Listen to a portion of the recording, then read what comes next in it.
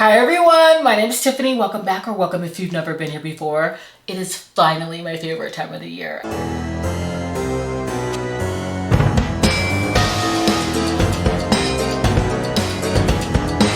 I cannot wait to do the Finally Fall book tag. I did this last year on my channel. I think it's going to be a fun way to go over some books that I haven't talked about yet. I'm going to have all of the questions down in the description box just in case you would like to do this as well. And I'll be tagging some people in the end, but let's just get into it. I cannot wait. I'll be referring to the questions on my phone here, starting with the first. In fall, the air is crisp and clear. Name a book with a vivid setting. If I have a little bit of a list, it's because I've recently gotten some dental work done and I'm getting used to the situation going on. But in regards to the question, I had to pick Vampires of El Norte by Isabel Cañas. This is incredibly atmospheric. The terrain is personified. There are just beautiful descriptors of the land. And that's really a huge marker within this, being that it's set in an 1840s Mexico on the border of Texas, right around the time of the United States newly formed and American settlers' audacity in believing that they could come and take it. The invasion of Mexico. And I really loved the reimagining of that time period. Also reading about the life of the ghetto. I've been reading a lot of cowboy romances in Texas, and so I really enjoyed that representation. But this is a slow burn, class difference, as well as second chance romance that isn't very steamy, but it's heavy on the devotion. They're also childhood friends and turn into lovers. And they're separated for romance reasons. He presumes her to be dead at the beginning of this. The vampires, if you will, within the story are described in a very grotesque and eerie way. And our heroine is a healer. She's the daughter of a very prominent ranchero. And this also has that just through line within historicals that I thoroughly enjoy following, which is a strong, fierce heroine that balks against the system and aims to be more than a womb to be bartered and to be confined by societal constraints. I absolutely enjoyed that. And there's also a road trip element to this. So this is incredibly atmospheric. I really want to try The Hacienda by her. So that'll be my next read by Isabel Cañas.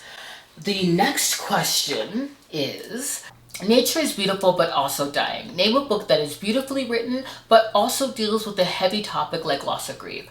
I have to go with How to Say I Do by Tal Bauer. Oh, I've been obsessed with his writing. The way that he illustrates characterization through dialogue and just the depth and weight of his prose. I'm absolutely obsessed, and this book was no different. This is following Wyatt, who is a cowboy. He's a rancher, and he also mans the vineyard that was his late father's legacy, passion. And his late father is so immensely felt on the page. He carries his grief. Wyatt is a do-gooder, altruistic cinnamon roll of a hero. He never takes time for himself. He's spent his life being a caretaker and doing for others, and he's finally on his way to vacation to celebrate his younger brother, who he served as a father figure for. He's celebrating his younger brother's marriage, and on the way he meets Noelle, who is a publicist in New York, and he's also been jilted at the altar, attending his honeymoon alone. And it is their slow burn, timid and probing romance where Wyatt sort of brings him along and ushers him into his family's festivities. And it's the first time he's really been able to explore his sexuality.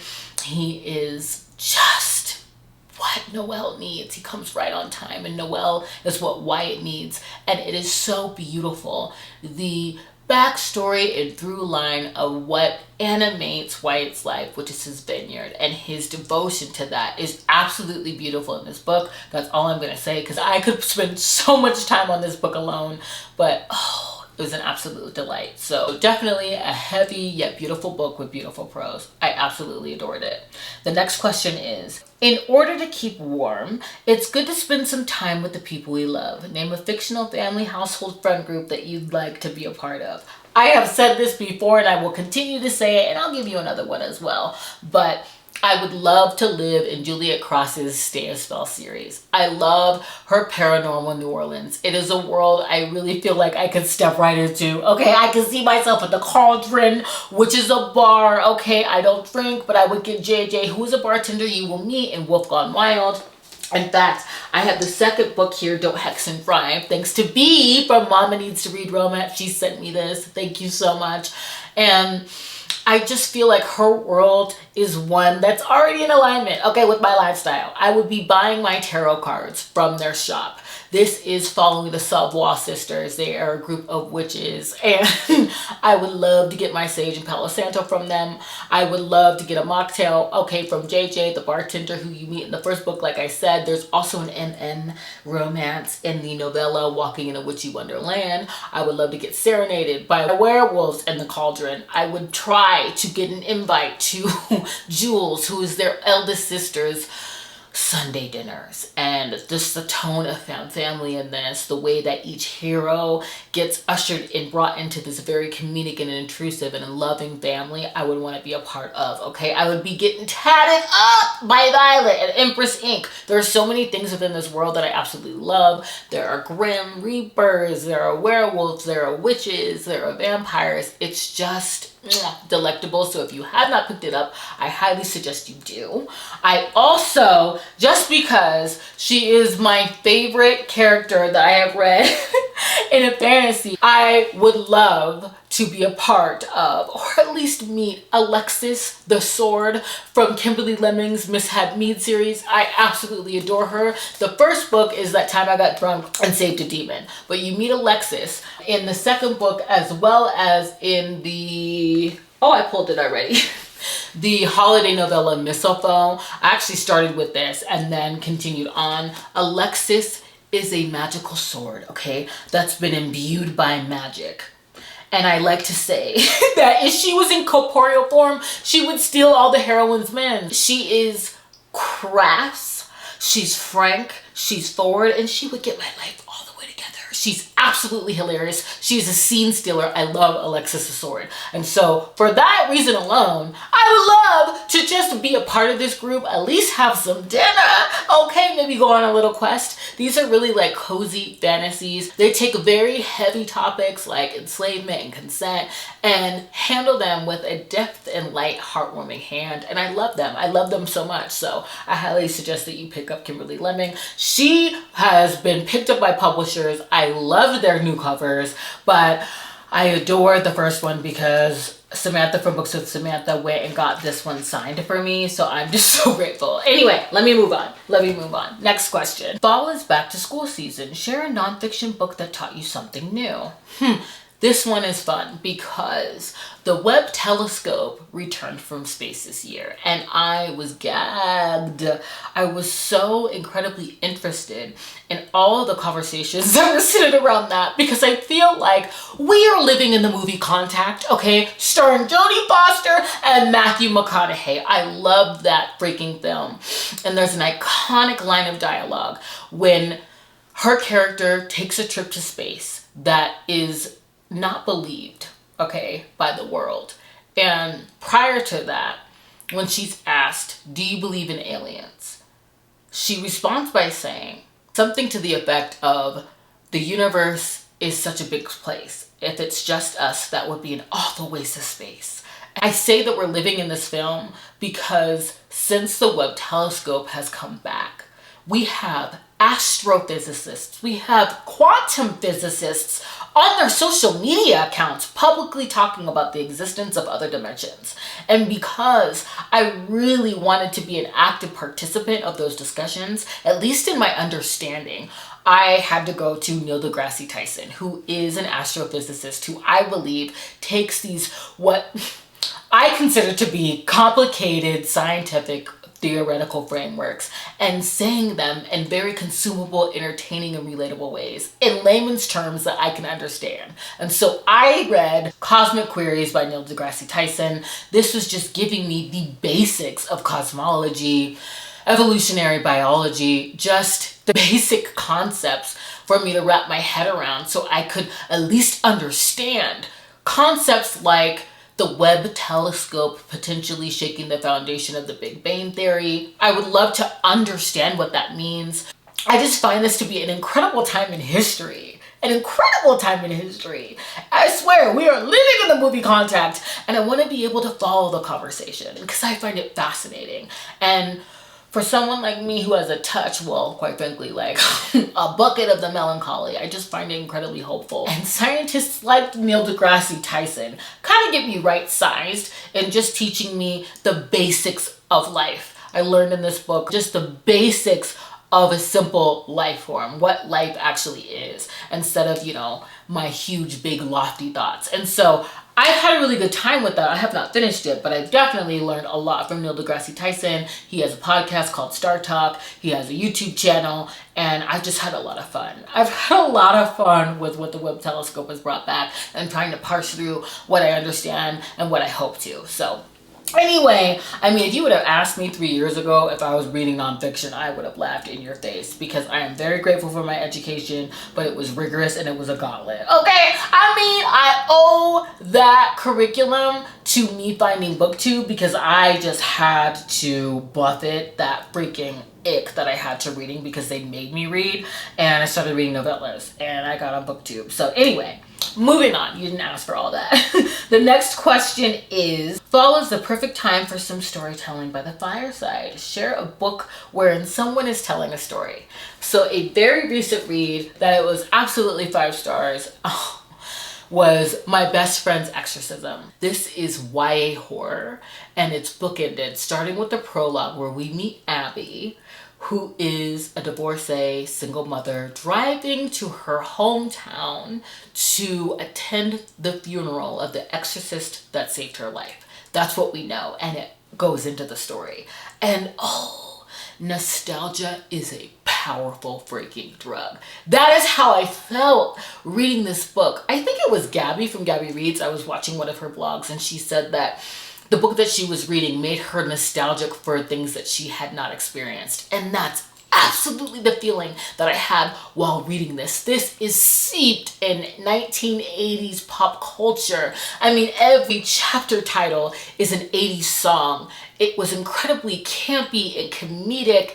Oh my gosh, I absolutely adored this messy friendship and how it all wrapped up. I will say though, okay, that there is a strong trigger warning that I wish I had of animal harm, pet death, and pet murder. I will say that there is enough lead up to that scene for you to skip it and not miss any of the story. And so I have to say that that is present here. This is the story of her best friend's exorcism and an eerie thing that happens at a lake and everything that transpires after. Now, there's also a film. Okay, you can't tell me that our phones aren't listening to us. I was recommended the film that was on Amazon Prime, and I loved watching it. If you've read this book, I highly suggest that you watch the film. The art direction was on point, and I had so much fun. Of course, I like the book more because it really goes over their entire friendship in the beginning, set at her 4th grade ET party at a roller rink, okay, that no one shows up to but Gretchen, and their friendship forms from there. And I loved seeing that. I loved seeing the voice of Abby mature throughout the book as she did and as their friendship did. This was so good. It was so surprising. I absolutely adored it. And I'm obsessed with these like VHS covers. Get into it. I had to get this. This was perfect. I think I spent a lot of time on that book. I'm sorry if I did. Okay, the nights are getting darker. Share a dark, creepy read. Well, I had to take this opportunity to talk about another obsession of mine, which is Seanan McGuire's Wayward Children series. My favorite within the series is Down Among the Sticks and Bones, but these are dark porter fantasies following children who have returned from fantastical worlds, and it is centered around Eleanor's School for Wayward Children. Eleanor has traveled herself. She is now an adult and aims to help these children who feel displaced within the reality that they inhabit. They are itching to go back to the worlds that they have traveled to. And I absolutely adore the found family aspects, how they're queer, how, especially like even in the second one, it's very interesting. I really enjoyed the conversation centered around gender and where they go. There are group adventure books There are books where we get to enter into these worlds through these portals, and I just absolutely adore them. They are hard-hitting as well, and so I highly suggest you pick them up. They're dark and creepy, but they're also fun, and they're saying something. Oh, I love those so much. Sorry for the change up. I had to replace the battery. Welcome to the channel if you're new. That is a very common. Next question. The days are getting colder. Name a short and heartwarming read that could warm up somebody's cold and rainy day. I had to go with Bingo Love by T. Franklin. This is a Black romance. It's sapphic. It's a graphic novel. It is a second chance. It's a mature romance. And it's also a book where a character is telling a story. We're following Hazel, and this is how she meets the love of her life, Maddie, in 1960s at church bingo. Of course, they are separated, and they are reunited after they've married and had families and children at a bingo hall. And I absolutely adored this book. It's incredibly heartwarming. The ending is a sort of a twist, and I just adored how they found each other again, and all of the church hurt that is explored in this book, as well as just the love and the time that they get to revel in each other after leading such fulfilling but also just sacrificial lives. It's absolutely beautiful. It's a short read, but it is definitely heartfelt and one to read if you have not. I highly suggest it. Next is fall. Luckily, it's my favorite season. Returns every year. Name an old favorite that you'd like to return to soon. Actually, this autumn, okay, I definitely want to reread Apple Pies and Other Amends by To Eat a Peach. This is a Harry Potter fanfic, a Draco and Hermione pairing. It is set a year after the battle at Hogwarts, where in order to sort of soothe her trauma, Hermione takes to baking, and she starts to deliver her baked goods to survivors of the war. Those that she fought with and those that she fought against. And the last stop on her PTSD pastry tour is the Malfoy Manor. And she's pleasantly surprised, not only when he invites her in for tea, but he also asks her to teach him how to bake. And it is their slow burn romance of healing through trauma.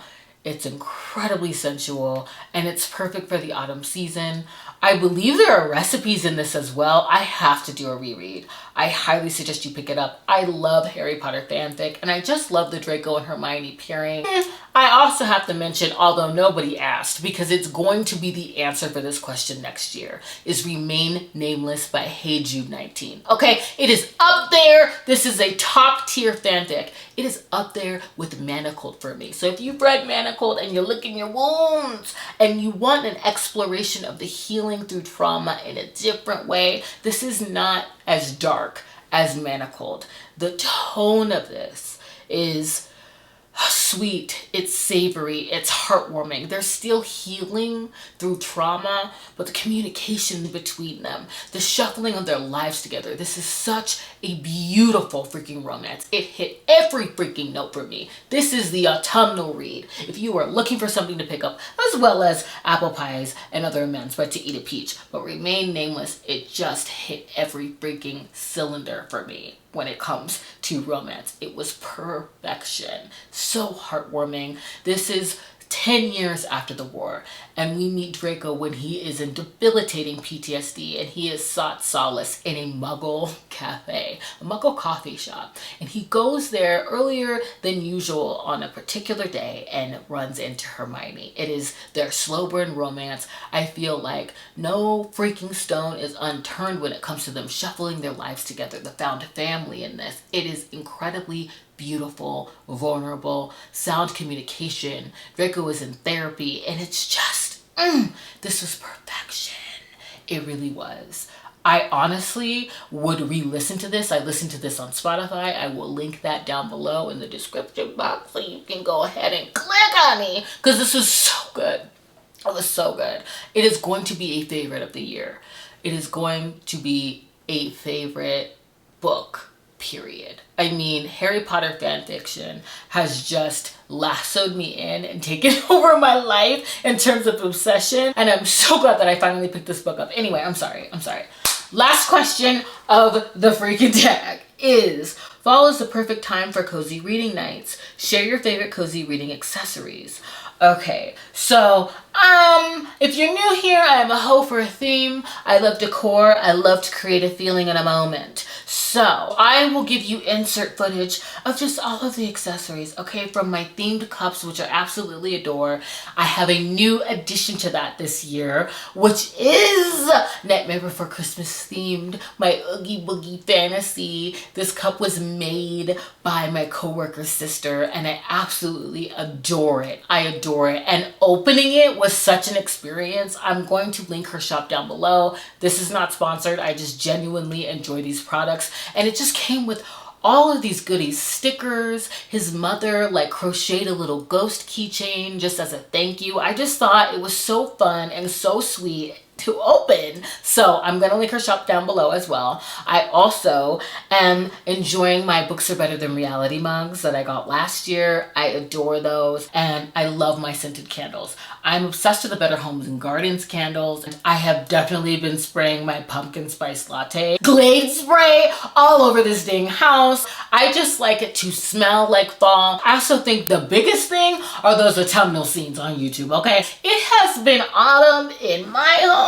for the past 2 months because I love to come home, put on a cozy autumnal scene, and kick back. And typically I'm turning that all the way down, and I just want that for the vibes. I like it to smell good up in here. I'm burning Palo Santo, I'm drinking from my mug, and I'm getting into my book. I absolutely adore it. This is my favorite time of year. If I'm being real honest, in addition to the autumnal cozy scenes, I just have favorites playing in the background, and I am going to give you 2 movie recommendations. You know, for those who don't know. Waiting to Exhale. I mean, Whitney Houston, Angela Bassett, Loretta Devine, Lela Rochon. Again, I'm speaking to those who don't know. This is Black female friendship on screen. Okay, taking you through parenting and divorce and just their tight-knit group throughout the holidays. It does end on New Year's, so I typically watch it around this time of year, and I've watched it so many times I could just play it in the background, okay, without any sound. It's just comforting. And I would also like to recommend, and it's been on repeat on my screen, Death Becomes Her. If you have not seen the film Death Becomes Her, please get into formation. This is stabulous. This is stabulosity. It is camp. It is comedic. It is toxic female friendship on screen, okay? It is a story of revenge and everlasting glamour and the pursuit of it. I absolutely love this movie. It is so good.